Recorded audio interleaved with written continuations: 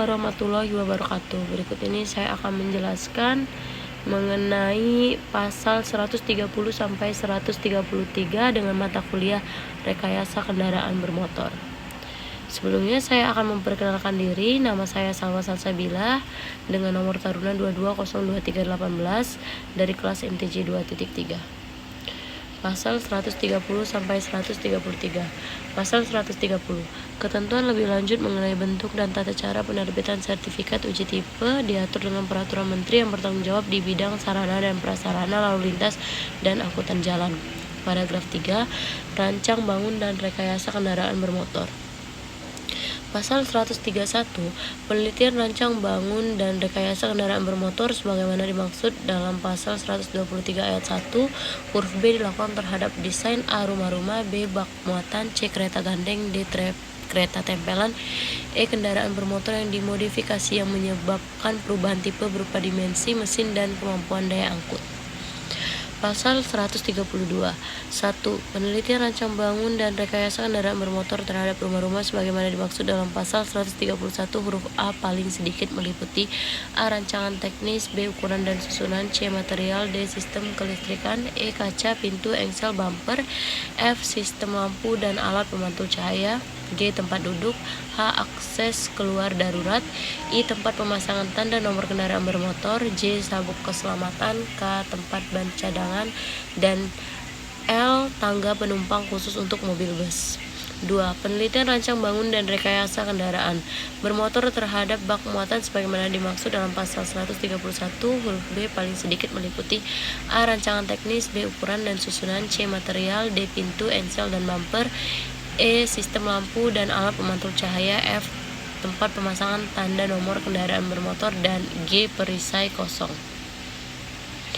3. Penelitian rancang bangun dan rekayasa kendaraan bermotor terhadap kereta gandeng sebagaimana dimaksud dalam pasal 131 huruf C paling sedikit meliputi A. Rancangan teknis, B. Ukuran dan susunan, C. Material, D. Engsel dan bumper, E. Sistem lampu dan alat pemantul cahaya, F. Tempat pemasangan dan tanda nomor kendaraan bermotor, G. Perisai kolong, H. Alat perangkai, I. Sistem rem, dan J. Tempat suspensi. 4. Penelitian rancang bangun dan rekayasa kendaraan bermotor terhadap kereta tempelan sebagaimana dimaksud dalam pasal 131 huruf D paling sedikit meliputi A. Rancangan teknis, B. Ukuran dan susunan, C. Material, D. Engsel dan bumper, E. Sistem lampu dan alat pemantul cahaya, F. Tempat pemasangan tanda nomor kendaraan bermotor, G. Perisai kolong, H. Alat perangkai, I. Kaki penopang, J. Alat pengunci, K. Sistem rem, dan L. Sistem suspensi.